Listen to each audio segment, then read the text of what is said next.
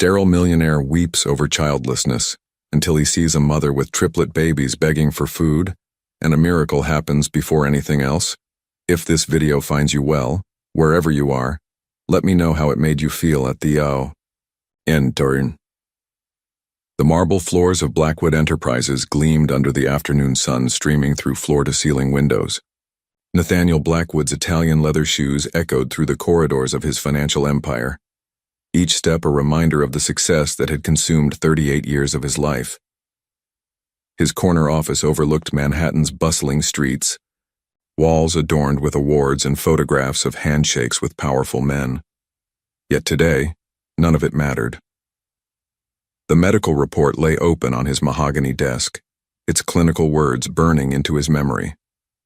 Permanent infertility due to complications from vehicular trauma. 5 years. 5 years since that rainy night when a drunk driver had changed everything. The physical injuries had healed, but the invisible wounds ran deeper than any surgeon could reach. Nathaniel loosened his silk tie and walked to the window. 52 floors below, Central Park sprawled like a green oasis. Children played on the playground, their distant laughter carried by the wind. A father pushed his daughter on a swing while a mother chased twin boys across the grass. "Mr. Blackwood?" His secretary's voice crackled through the intercom. "Your car is ready." "Cancel it," he replied, his voice hoarse. "I'll walk today." As the sun set over the city he had conquered, Nathaniel Blackwood, the man who could buy anything, stood alone with the one thing money couldn't purchase, the family he'd always dreamed of having. But sometimes, when we stop looking for what we want most, life has a way of placing it right in front of us. That evening, as Nathaniel stepped onto the sidewalk outside an exclusive restaurant, he had no idea that his entire world was about to change with 3 little words. "Please, sir, help." The crisp November evening air bit at Nathaniel's face as he walked the familiar streets of Manhattan. For once, he wasn't rushing to another meeting or dinner appointment. Tonight he simply needed to think. The sidewalk outside Romano's, one of the city's most exclusive restaurants, buzzed with well-dressed patrons waiting for their tables. Nathaniel barely noticed them until a soft, desperate voice cut through. The urban noise. "Please, sir, help." He turned toward the sound and froze. Huddled against the restaurant's brick wall sat a young woman so thin her coat hung like a tent around her frame. Dark circles shadowed her eyes and her blonde hair was pulled back in a messy ponytail. But it wasn't her appearance that stopped Nathaniel cold. It was the 3 identical little boys pressed against her side. The triplets couldn't have been older than 5, their small faces gaunt with hunger. One rubbed his eyes with tiny fists, while another clutched a tattered stuffed dinosaur. The third, the smallest, looked up at Nathaniel with startling blue eyes that seemed far too wise for his age. "Mama, I'm hungry," the boy with the dinosaur whispered. The woman's cheeks flushed red. "I know, Ethan. Soon, baby." Something twisted in Nathaniel's chest. He'd walked past countless homeless people in his life, always too busy, always assuming someone else would help. But these children, their innocent faces reminded him of something he couldn't quite place. "When did you last eat?" he found himself asking. The woman looked up, startled. Fear flickered across her features. "We're fine, thank you." "No, you're not." Nathaniel knelt down, making himself less intimidating. "I'm Nathaniel. What are your names?" "I'm Oliver," said the boy with bright eyes. "That's Ethan and Charlie. And you?" Nathaniel looked at their mother. She hesitated. "Caroline. Caroline Foster." The name stirred something in his memory, but he pushed it aside. "There's a place nearby that serves the best mac and cheese in the city. What do you say we get these boys fed?" Caroline's eyes filled with tears. Pride warred with desperation on her face as her sons looked up at her with hope. "Mama, please," Charlie whispered. That single word shattered her resolve. "Okay," she breathed. "Just this once." Nathaniel's penthouse apartment had never felt more alive. The triplets sat around his dining table, their eyes wide with wonder at the feast Margaret, his longtime housekeeper, had quickly prepared. Plates of mac and cheese, grilled chicken, and fresh fruit disappeared faster than he'd ever seen food vanish. Slow down, boys, Caroline whispered, embarrassed by their urgency. But Nathaniel watched, mesmerized. There was something hauntingly familiar about the way Oliver tilted his head when thinking, identical to a habit Nathaniel had noticed in himself during board meetings. Ethan's laugh, a bright, infectious sound, stirred memories he couldn't quite grasp. And Charlie, the quietest of the three, had the same thoughtful way of observing everything before speaking. "How old are you boys?" Nathaniel asked gently. "5, they answered in unison, then giggled at their synchronized response. "Almost 6, Oliver added proudly. "Our birthday's next month, right before Christmas." Nathaniel's chest tightened. December. 6 years ago this December he'd been. Where, exactly? The memory felt important but remained frustratingly out of reach. Caroline barely touched her food, instead discreetly wrapping portions in napkins when she thought no one was looking.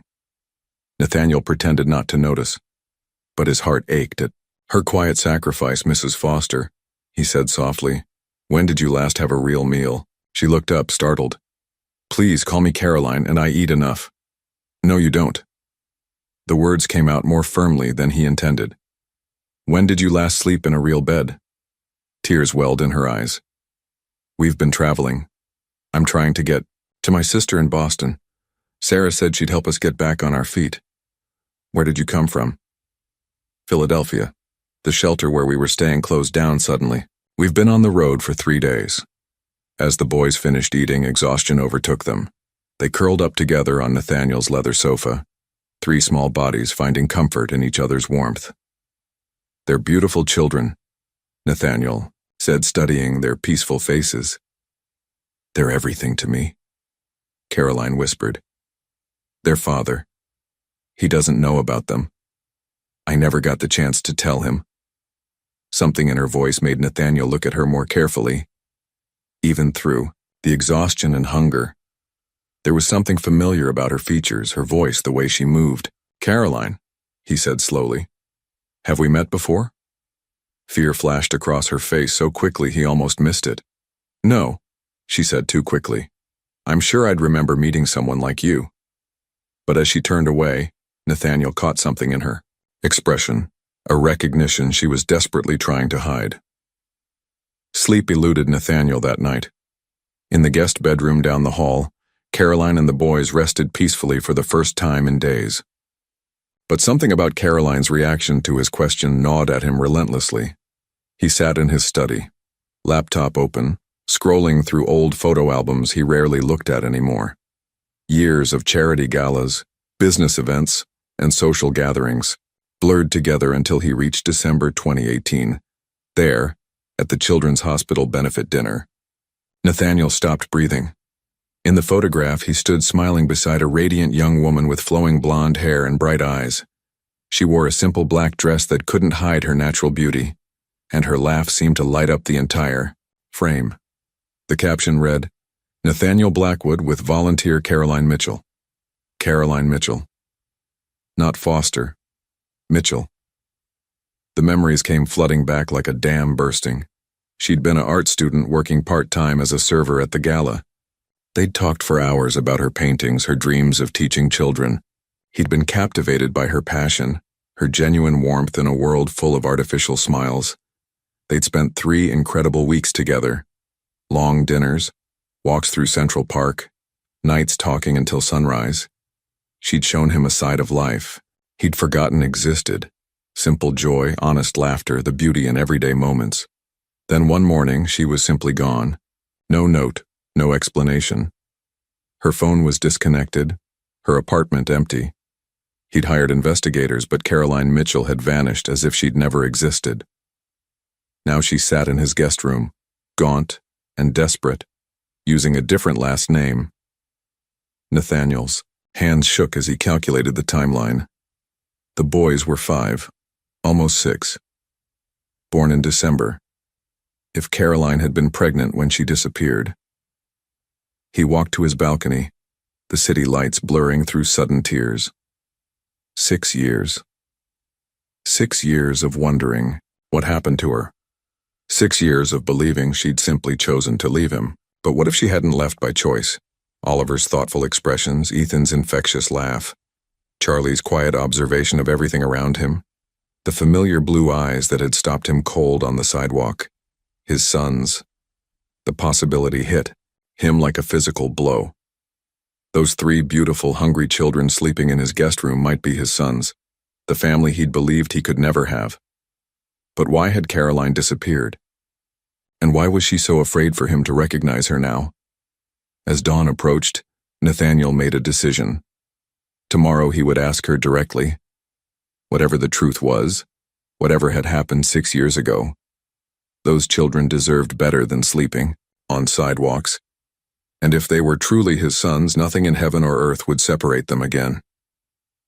Nathaniel found Charlie awake at dawn, standing by the floor-to-ceiling windows, watching the sunrise paint Manhattan in golden hues. The little boy turned when he heard footsteps, his blue eyes, so remarkably similar to Nathaniel's own, bright with curiosity. "The city looks different from up here," Charlie said softly. "Like a toy kingdom." "It does, doesn't it?" Nathaniel knelt beside him. "Do you like it here, Charlie?" The boy nodded solemnly. "Mama slept all night. She hasn't done that in a long time." He paused, then added with innocent honesty, "We don't have a daddy. Mama says he lives far away and doesn't know about us." The words hit Nathaniel like a physical blow, but he kept his voice gentle. "When's your birthday, buddy?" "December 18th. Mama says we're Christmas miracles." Charlie smiled. "Do you have kids?" "No," Nathaniel whispered, his throat tight. "But I'd like to someday." By the time Caroline emerged from the guest room, Margaret had prepared a feast of pancakes, fresh fruit, and hot chocolate. The boys attacked their food with slightly less desperation than the night before, and Caroline actually managed to eat a full plate. "You look better," Nathaniel observed as Oliver and Ethan explored his home office aquarium. "I feel human again." Caroline's smile was genuine but cautious. "Thank you for everything. We should leave this morning." "Caroline." Nathaniel pulled out his phone, showing her the photograph from 6 years ago. "We need to talk." Her coffee cup clattered against the saucer, her face draining of all color. The transformation was instant and devastating. The woman who'd been relaxing moments before became a cornered animal ready to flee. "I don't know what you think."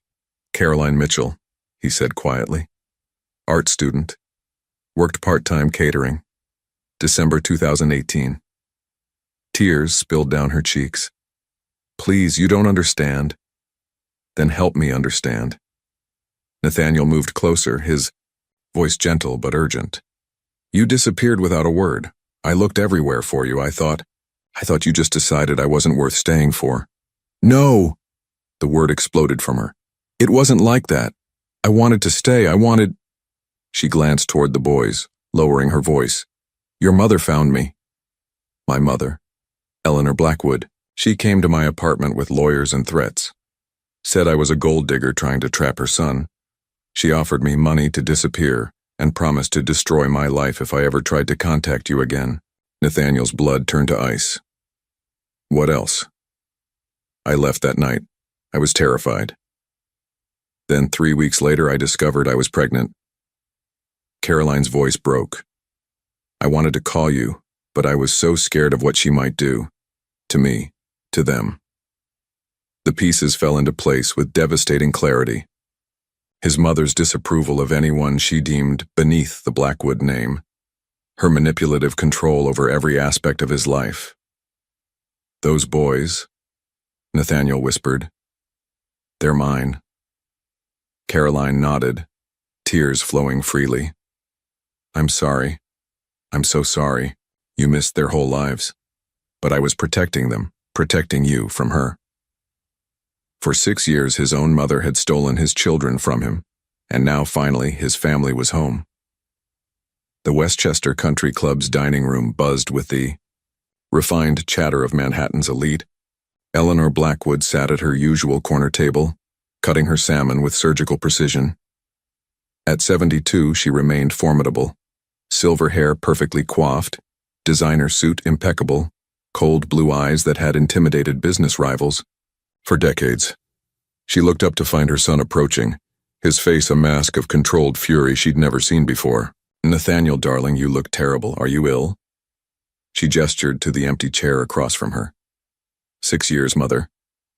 He remained standing, his voice low but carrying an edge that made nearby diners glance over. "For 6 years, you let me believe I'd never have a family." Eleanor's fork paused midway to her mouth. "I have no idea what you're talking about." Caroline Mitchell. Ring any bells? The color drained from Eleanor's face, but her composure never wavered. "Ah, the little gold digger finally surfaced, did she? She had my children, mother. 3 sons. Your grandsons." Each word dropped like a stone. "They've been homeless, hungry, living in shelters while you played God with my life." Eleanor set down her fork carefully. "Children?" For the first time, genuine surprise flickered across her features. She never mentioned children. "Because you terrified her into silence." Nathaniel's voice rose, drawing stares from other tables. "She was pregnant when you forced her to disappear." "I protected you," Eleanor hissed, her mask finally slipping. "That girl was beneath our family's station, a nobody trying to trap you with her feminine wiles. She was the woman I loved. And those boys, my sons, have spent 6 years believing their father abandoned them." Eleanor's mind raced, calculating. Children changed everything. Blackwood heirs. "Where are they now?" "Safe. And as far from you as I can manage." Nathaniel leaned forward, his voice deadly quiet. "Here's what's going to happen. You will stay away from them. You will never contact Caroline again. And you will sign over your shares in the company to me. You can't be serious. Try me." Nathaniel straightened his jacket. "Because if you don't, I'll make sure every society page in the city knows how Eleanor Blackwood destroyed her own family out of petty snobbery." For the first time in decades, Eleanor Blackwood found herself speechless. "Think carefully, mother. Those boys don't know they have a grandmother yet. Whether they ever do depends entirely on your next choice." He turned and walked away, leaving Eleanor alone with her untouched meal and the wreckage of her carefully constructed world. Meanwhile, back at the penthouse, Margaret hummed as she helped the boys with a puzzle, already researching the best private schools in the city. She'd watched Nathaniel build his empire, but she'd never seen him truly happy until this morning. "Mr. Nathaniel's going to take care of you boys," she told them with absolute certainty. And for the first time in 6 years, someone finally would. 3 weeks transformed everything. The guest apartment 2 floors down from Nathaniel's penthouse became a real home, filled with laughter, scattered toys, and the wonderful chaos of family life. Caroline stood in the art studio Nathaniel had quietly arranged for her, sunlight streaming through tall windows as she worked on her first painting in years. Her hands, once steady only from desperation, now moved with renewed confidence across the canvas. The hollow look had left her eyes, replaced by something Nathaniel hadn't seen since that magical December 6 years ago. Hope. "Daddy, look what I made." Oliver burst through the door holding a clay dinosaur that looked more like a lumpy potato. The word daddy still took Nathaniel's breath away. 3 weeks, and the boys had accepted him so naturally as if they'd been waiting their whole lives for him to appear. "That's incredible, buddy. Is it a T-Rex?" "It's a Triceratops." Oliver giggled. "Charlie made one too, but his looks better." Nathaniel found Charlie in the living room, quietly reading a book about space while Ethan built an elaborate tower with blocks. Margaret sat nearby, knitting what looked suspiciously like tiny sweaters. "How's the book, Charlie?" "Did you know there are billions of stars we can't even see?" Charlie looked up with those thoughtful blue eyes. "Maybe our real dad is looking at the same stars somewhere." The innocent words pierced Nathaniel's heart. He knelt beside his youngest son. "By 3 minutes, Caroline had explained with a smile. "Charlie, what if I told you that your real dad has been looking for you for a very long time? And what if he found you?" Charlie studied his face with that serious expression. "Would he want to stay?" forever and always. That evening, as Caroline tucked the boys into their beds in the guest apartment, Nathaniel watched from the doorway. She sang softly, a lullaby he'd never heard but somehow felt in his bones. "They love you," she said as they walked to the living room. "I love them too, more than I thought possible." He paused, choosing his words carefully. "Caroline, I want to make this official. DNA tests, legal documentation. I want to adopt them properly." Fear flickered across her face. "What if Eleanor tries something?" "She won't. I made sure of that." He took her hands gently. "But even if she did, nothing will separate us again. I promise." Later that night, Nathaniel stood on his balcony, phone pressed to his ear as his best friend and lawyer, Thomas Reed, ran through the legal procedures. "DNA tests are routine," Thomas was saying. "Given the timeline and the boys' resemblance, to you it's really just a formality. But Nathaniel, are you sure you're ready for this? Instant fatherhood is a big leap." Nathaniel watched the lights twinkle in the apartment below, where his sons slept safely for the first time in their lives. "Thomas, I've been ready for this my whole life. I just didn't know it yet." In the guest apartment, Caroline stood by the window, watching the same city lights. For 6 years, she'd carried the weight of protecting her boys alone. Now, finally, she could share that burden with the man she'd never stopped loving. Tomorrow would bring new challenges, but tonight, they were simply a family, learning to be together. December 18th arrived with the first snow of winter, covering Central Park in pristine white. Nathaniel had initially planned an elaborate party, a private room at the plaza, professional entertainers, enough decorations to rival Times Square. But Caroline had gently intervened. "They've never had a real birthday party," she'd explained. "Something simple would mean more to them than anything extravagant." So instead of gilded ballrooms, they found themselves in a cozy pavilion in Central Park, where Margaret had helped arrange a modest celebration. Red and blue balloons danced in the winter breeze, and a small group of children from the boys' new school ran around the snowy playground. 6 years old, Nathaniel murmured, watching his sons blow out candles on a homemade chocolate cake. "I can't believe I missed 5 birthdays." "You're here for this one," Caroline said softly, her hand finding his. "That's what matters." Oliver immediately dove into his slice of cake, getting frosting on his nose. Ethan carefully saved the corner piece with the most roses for later. Charlie sat quietly, watching everything with that thoughtful expression that reminded Nathaniel so much of himself at that age. "Make a wish, Charlie," urged one of his new classmates. "I already got my wish," Charlie said simply, looking between Nathaniel and Caroline. "My daddy came home."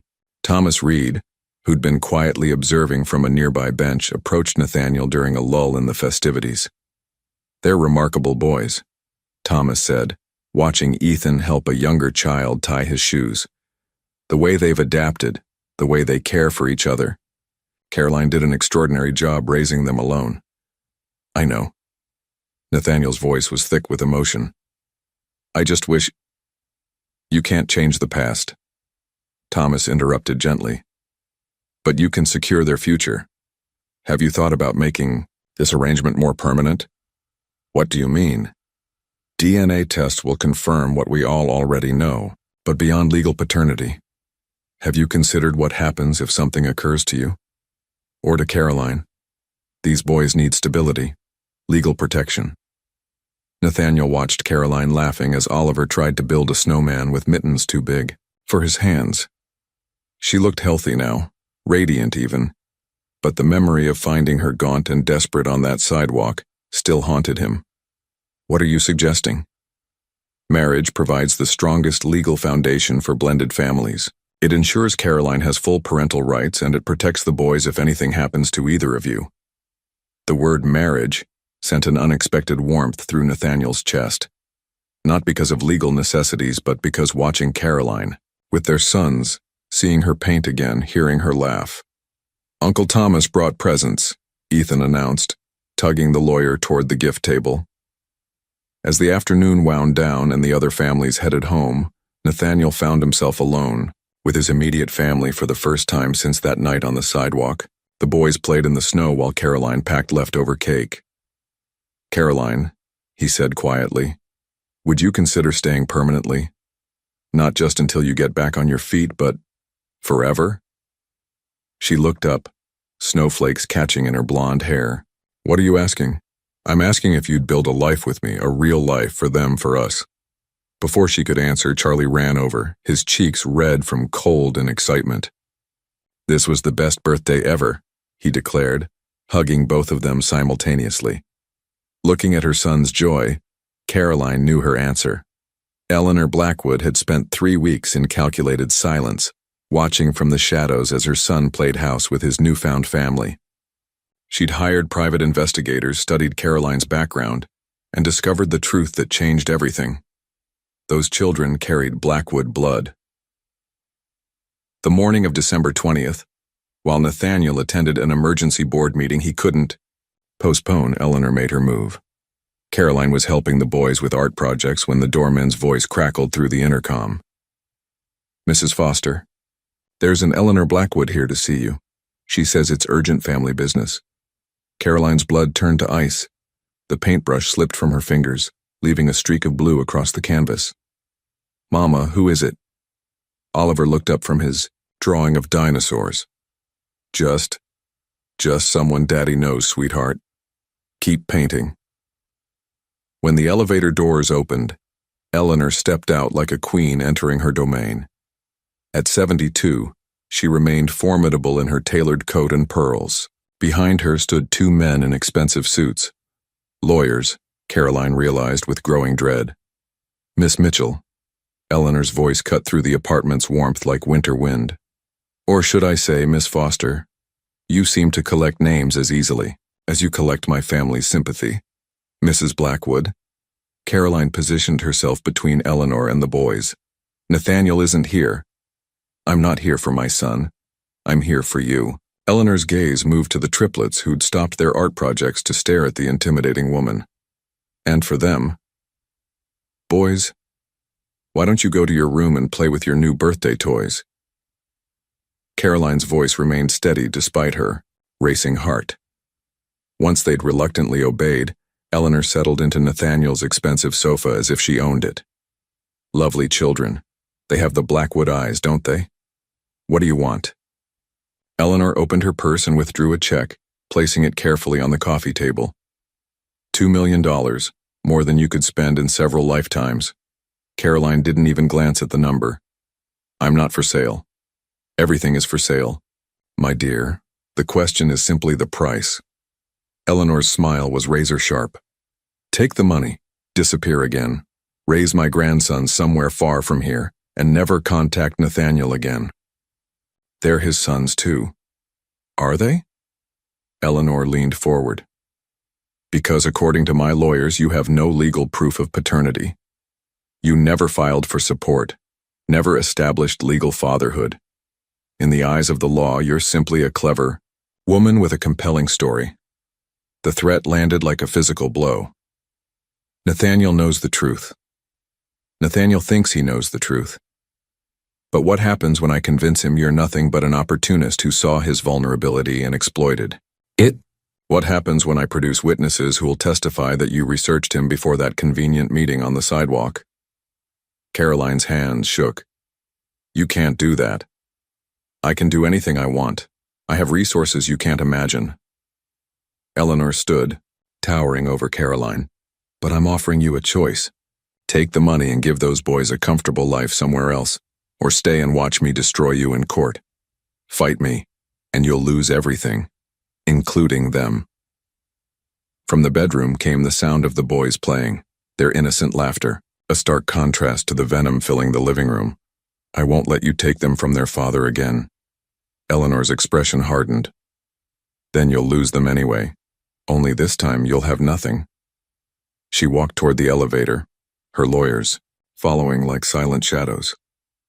"You have 24 hours to decide. After that, my offer expires and the alternative becomes much less pleasant." Alone in the suddenly quiet apartment, Caroline sank into a chair, staring at the check on the table. Through the window, snow continued to fall, But the beautiful winter day had turned dark and threatening. When the boys emerged asking for lunch, she smiled and pretended everything was fine. But inside, the old terror was returning, the fear that Eleanor Blackwood's power was too great to fight. By evening, with one desperate phone call, Caroline had made her choice. Nathaniel's hands shook as he read Caroline's note for the 10th time. I'm sorry. Eleanor was right. I'm only bringing trouble to your life. The boys deserve better than a scandal that will follow them forever. Don't look for us. We'll be fine. Remember us with love, not anger. See. The apartment felt hollow. Without their laughter, their scattered toys, their constant beautiful noise. Margaret sat at the kitchen table, tears streaming down her weathered cheeks. She took nothing but their clothes. Margaret whispered. Left everything you bought them. Even Charlie's new telescope. How long have they been gone? I found the note when I came to make dinner, maybe 3-4 hours. Nathaniel's phone buzzed constantly. Investigators, security teams, anyone who might help track down a woman and 3 children in a city of 8 million. But Caroline had vanished as completely as she had 6 years ago. Thomas is checking bus stations, Nathaniel told Margaret, pacing the empty living room. I've got people at Grand Central, Penn Station, the airports. Mr. Nathaniel. Margaret said quietly. That poor girl was terrified when I left this morning, scared like a rabbit cornered by wolves. My mother. The words came out like a curse. She did something. I know she did. 2 days of searching yielded nothing. Caroline had simply evaporated, taking his sons with her. Nathaniel barely slept, barely ate, driving through neighborhoods where they might hide, checking every shelter and motel within a 100-mile radius. On the morning of the 3rd day, Thomas arrived with a theory. Remember what Caroline told you about her sister in Boston? Sarah something. Sarah Foster. But we don't have a last name, an address. Actually, we might. Thomas pulled out his notes. I've been thinking about what Charlie said during their birthday party. Remember? He mentioned his Aunt Sarah had a funny dog named Pickle. How does that help us? Dog licenses are public record in Massachusetts. I had someone search for registered dogs named Pickle in the Boston area. Thomas smiled grimly. 3 matches. Sarah Foster and Quincy registered a Boston Terrier named Pickle 2 years ago. Hope flared in Nathaniel's chest for the first time in 3 days. An hour later, they were driving north on I-95, Nathaniel's hands gripping the steering wheel as Thomas called ahead to local police. Sarah Foster, 47 Maple Street, Quincy, Thomas, read from his phone. Lives alone with the dog. No husband, no children listed. The house was a small, neat bungalow with a tiny front yard. Nathaniel knocked on the door, his heart hammering against his ribs. A woman in her 30s answered, thin, tired-looking, with Caroline's eyes. Miss Foster? I'm Nathaniel Blackwood. I'm looking for Caroline and 3 little boys. Fear immediately clouded her expression. I don't know any Caroline. Please. Nathaniel's voice cracked. Those boys are my sons. I just want to make sure they're safe. Sarah studied his face for a long moment, then glanced nervously down the street. They were here, she admitted quietly. But they left this morning. Caroline was terrified, talking about someone powerful who would hurt you if she stayed. Where did they go? A motel. The Blue Moon, about 10 miles south on Route 3. But mister? Sarah's voice carried desperate worry. My sister looked like she was running from the devil himself. What kind of trouble is she in? Nathaniel was already running back to the car, Thomas close behind. The kind that ends today. He called over his shoulder. 20 minutes later, they pulled into the parking lot of a rundown roadside motel. Room 12 had a faded blue door and curtains drawn tight against the afternoon sun. Nathaniel knocked gently. Caroline, it's me. Please open the door. Silence. Then the sound of small feet running and Charlie's voice, muffled but excited. Daddy, Daddy's here. The door opened slowly, revealing Caroline's tear-stained face and 3 little boys who threw themselves into Nathaniel's arms like he was their whole world, which, he realized, He was. The motel room was cramped and depressing, with faded wallpaper and a broken air conditioner. But as Nathaniel held his sons, breathing in their familiar scent of childhood and innocence, it felt more like home than his penthouse ever had. "We missed you, Daddy," Ethan whispered against his shoulder. Mama cried a lot. Caroline stood in the doorway of the tiny bathroom, her face a mixture of relief and terror. "You shouldn't have come. She'll destroy you if she finds out where we are." "Let me worry about my mother." Nathaniel gently set the boys down, his eyes never leaving Caroline's face. "Why did you run? We talked about this. We're stronger together." "You don't understand what she's capable of." Caroline's voice broke. "She had lawyers, witnesses ready to testify that I'm a fraud. She was going to take them away from both of us and make sure I never saw them again." Thomas stepped forward from where he'd been quietly observing. "Caroline, may I see the check she offered you?" Caroline reluctantly retrieved it from her purse. Thomas studied it carefully, then smiled grimly. "She made a mistake. This check is drawn from Eleanor's personal account, not a business account. That means this conversation was about personal vendetta, not protecting company interests." "What does that mean?" Caroline asked. "It means we have leverage," Nathaniel said, understanding immediately. "Thomas, what did you find in those financial records you've been reviewing?" Thomas pulled out a folder he'd been carrying. "Your mother has been creative with company finances. Nothing technically illegal, but several transfers that would raise eyebrows with the SEC. Moving personal expenses through corporate accounts, some questionable charitable deductions. Eleanor values her reputation above everything else," Nathaniel continued. "The threat of public scrutiny would be her worst nightmare." The boys had settled on the shabby motel bed, sharing a bag of chips from the vending machine.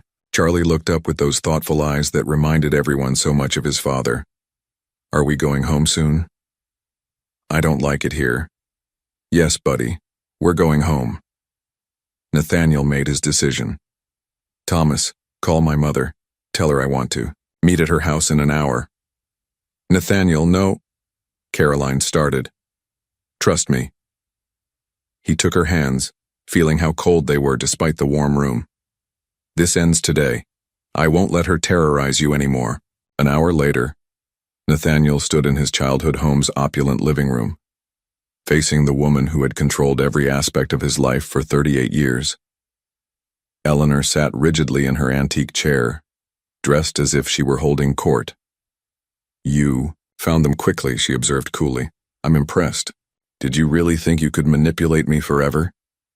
Nathaniel placed Thomas's folder on the coffee table between them. 15 years of questionable financial transfers. The IRS would find this fascinating reading. Eleanor's composure cracked, slightly. "You're bluffing. Try me."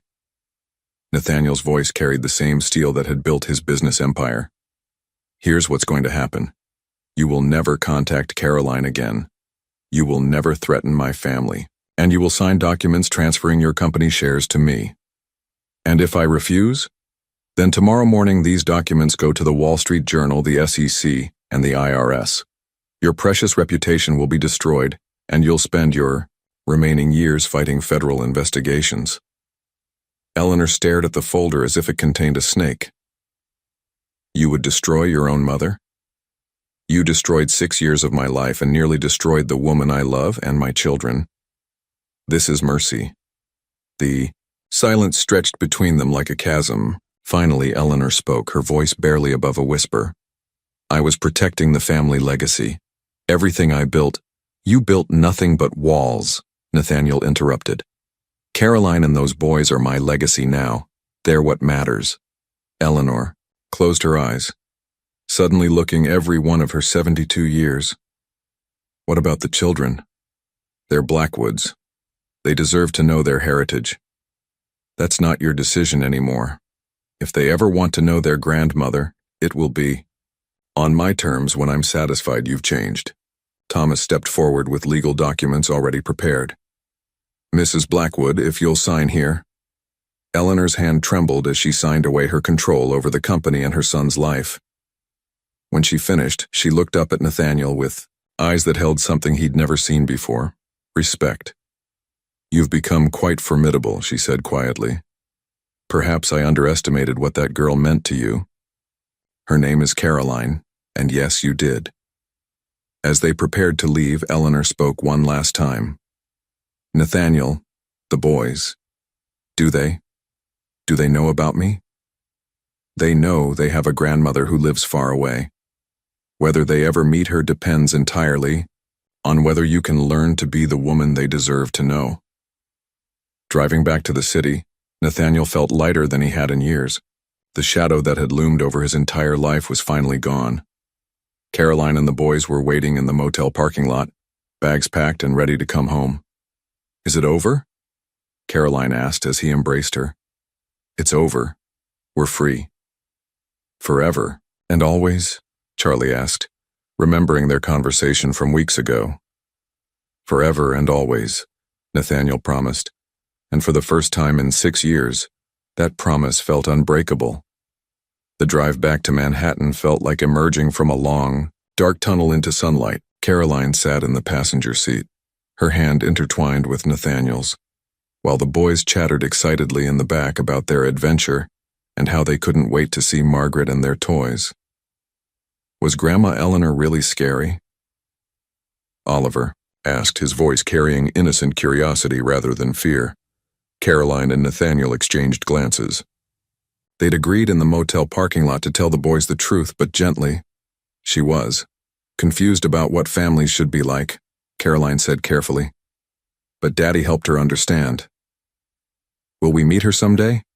Charlie asked with that thoughtful expression. "Maybe," Nathaniel replied, "when she learns how to be a better grandma." Back at the penthouse, Margaret was waiting with fresh-baked cookies and tear-filled eyes. She enveloped each boy in fierce hugs, scolding them gently for worrying her while simultaneously thanking God they were safe. "Never again," she declared, looking directly at Caroline. "You're family now, all of you. Family doesn't run from trouble. They face it together."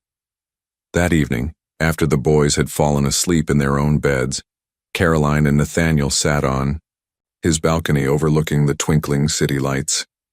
The same view where he'd stood alone just weeks ago, aching for the family he thought he'd never have. "I'm sorry I ran," Caroline said quietly. "I was so scared of losing them, of her taking them away from both of us, that I couldn't think clearly. You were protecting them the only way you knew how, the same way you've been protecting them for 6 years." Nathaniel turned to face her. "But Caroline, you don't have to carry that weight alone anymore." She leaned against him, finally allowing herself to truly relax for the first time since Eleanor's visit. "What happens now?" "Now we build the life we should have had 6 years ago." Nathaniel pulled out a small velvet box from his jacket pocket. "But this time, we do it right." Caroline's breath caught as he opened it, revealing a simple, elegant ring with 3 small stones, sapphires the exact color of their son's eyes. "Caroline Mitchell Foster," he said, dropping to one knee on the balcony, "will you marry me? Not because of legal protections or business arrangements, but because I love you. Because I loved you 6 years ago. I love you now, and I want to love you for the rest of our lives." Through tears of joy, Caroline whispered, "Yes, yes, forever and always." As he slipped the ring onto her finger, Oliver's sleepy voice drifted from the doorway. "Are you going to be married like in the princess movies?" "Something like that, buddy," Nathaniel laughed, scooping up his son. "Want to help me plan a wedding? Can we have cake?" Ethan appeared, followed by Charlie. "Lots of cake," Caroline promised, gathering all 3 boys into their arms. Looking out at the city that had brought them together, torn them apart, and finally reunited them, Nathaniel marveled at how complete his life had become. The man who'd thought he had everything had discovered he'd had nothing at all. But now, surrounded by the laughter of his sons and the love of the woman who'd given him the greatest gift imaginable, he truly did have everything. The family he'd dreamed of was finally, permanently, beautifully real. Spring arrived early in New York, bringing with it the sweet promise of new beginnings. The DNA results had arrived weeks ago, a formality that confirmed what everyone already knew in their hearts. The legal documents Thomas had prepared made everything official. Nathaniel Blackwood was legally and irrevocably the father of Oliver, Ethan, and Charlie Foster Blackwood. The boys had adapted to their new school with remarkable resilience. Elite Private Academy had welcomed them warmly, and their teachers marveled at their intelligence and curiosity. Oliver excelled in science, building elaborate volcano models. Ethan discovered a talent for music, his fingers dancing across piano, keys as if he'd been born to play. Charlie, true to his thoughtful nature, became the class's unofficial mediator, helping other children resolve playground disputes. "They're remarkable," Mrs. Patterson, their teacher, told Caroline during a parent conference. "You can see they've overcome challenges, but instead of breaking them, those experiences have made them extraordinarily empathetic." Caroline had bloomed as dramatically as the spring flowers in Central Park. With Nathaniel's encouragement and financial support, she'd returned to art school to complete her degree. Her paintings, vivid, emotional works that captured both struggle and hope, had caught the attention of a small gallery in Soho. Her first exhibition was scheduled for June, right after her graduation. "Look at this one," she told Nathaniel excitedly, showing him her latest canvas. It depicted 3 small figures reaching toward light streaming through dark clouds, their faces turned upward with unmistakable hope. "I call it Finding Home." Nathaniel studied the painting, recognizing himself in the beam of light that seemed to embrace the 3 small figures. "It's perfect, just like its creator." The penthouse had grown too small for their expanding family life. Together, they'd found a beautiful brownstone in Brooklyn Heights with a garden where the boys could play, and Caroline could paint in the converted studio space. The house needed work, but that was part of its charm. They would shape it together, making it truly theirs. "I can't believe we're leaving Manhattan," Nathaniel said as he watched movers pack their belongings. "I've lived in the city my entire adult life." "Do you regret it?" Caroline asked, suddenly worried. "Never." He wrapped his arms around her from behind as they watched the boys playing in their soon-to-be former living room. "Home isn't a place, Caroline, it's wherever you and the boys are." Margaret had been beside herself with joy when they'd asked her to move to the new house with them. "Those boys need their grandmother figure," she'd declared, though everyone could see she needed them just as much. Thomas had become more than a lawyer. He was Uncle Thomas now, patiently teaching Oliver chess and letting Ethan help him with legal briefs by drawing pictures on spare paper. His own divorce had been finalized, and watching Nathaniel's transformation had inspired him to seek the happiness he'd forgotten was possible. The wedding planning was simple and joyful. They decided on an intimate ceremony in the garden of their new home, with just close friends and the boys as ring bearers. Caroline had chosen a simple white dress that made her look radiant without being ostentatious. "Can we help pick the flowers?" Charlie asked one afternoon as they planned the ceremony. "Of course.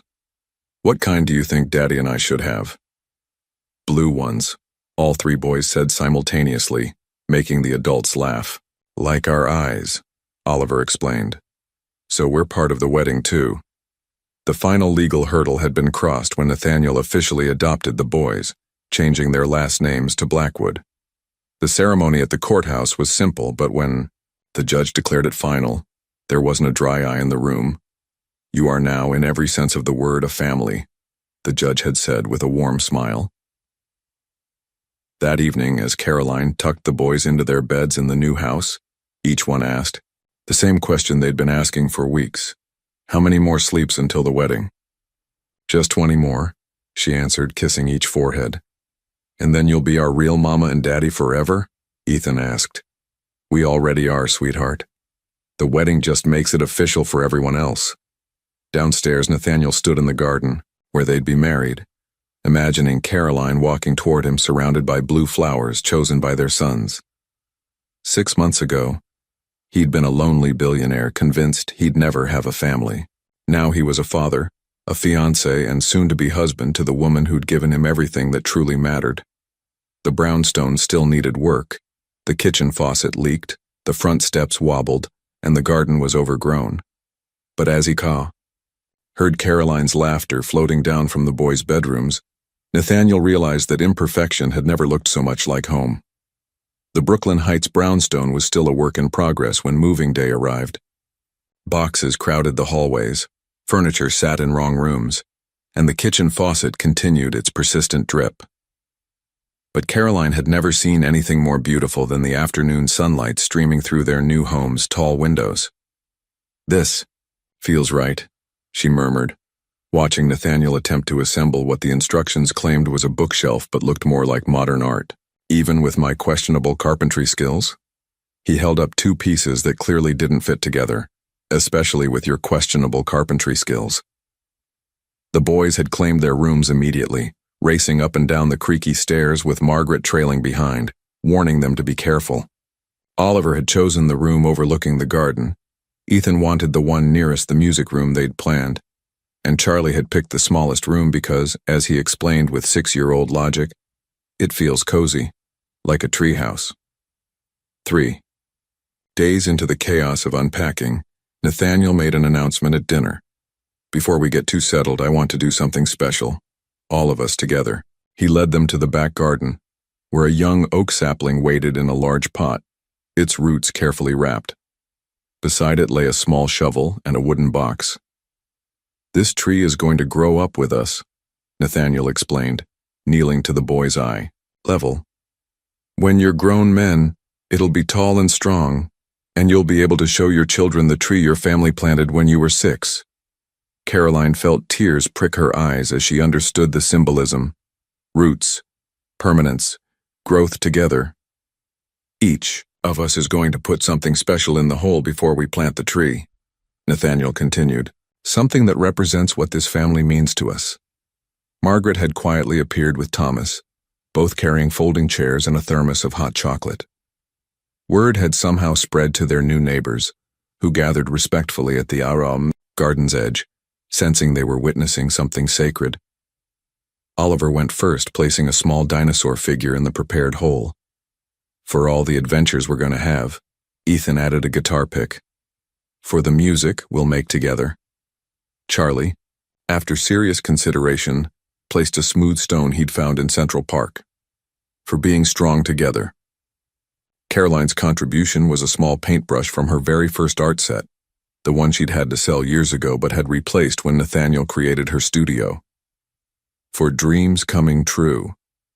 Nathaniel added an old house key, tarnished with age. "For new doors opening when we thought all hope was lost."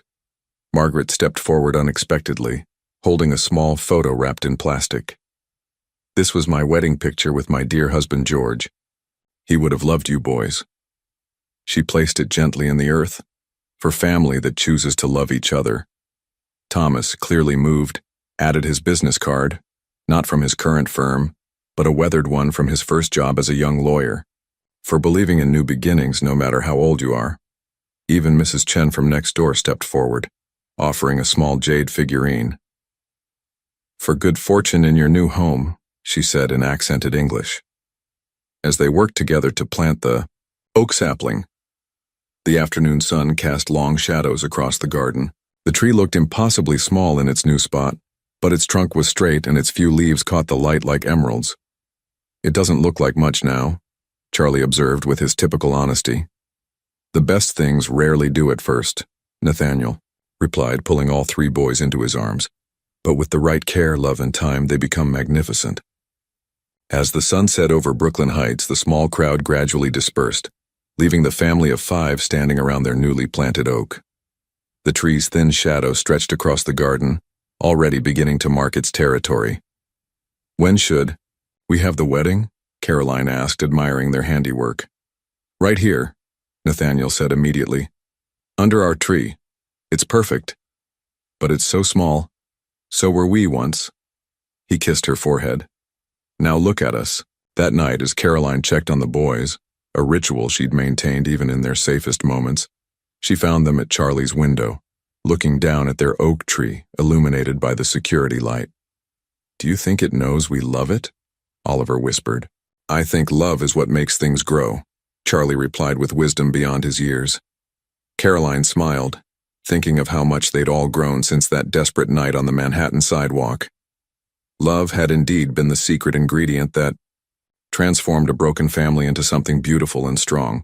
Tomorrow they would continue unpacking, fixing, and building their life together. But tonight, they were simply a family who had put down roots and planned to grow toward the light. 1 year later, the Brooklyn Heights brownstone hummed with laughter and life. The oak tree, now noticeably taller with a fuller canopy, provided dappled shade over the garden where 7-year-old triplets ran between tables laden with birthday cake and presents. Caroline stood at the kitchen window, watching Nathaniel teach a group of children how to properly blow out birthday candles without spitting on the cake. Her wedding ring caught the afternoon light, the same ring with 3 sapphire stones that had sealed their promise under this very tree 6 months ago. Hard to believe it's been a year, Thomas said, joining her at the window. He looked happier than she'd ever seen him. His own divorce finally behind him and a new relationship blooming with Sarah, Caroline's sister, who'd become a regular visitor. Sometimes it feels like a lifetime, sometimes like yesterday. Caroline replied, watching Oliver demonstrate his science fair volcano to fascinated classmates, while Ethan played piano for a small audience of parents.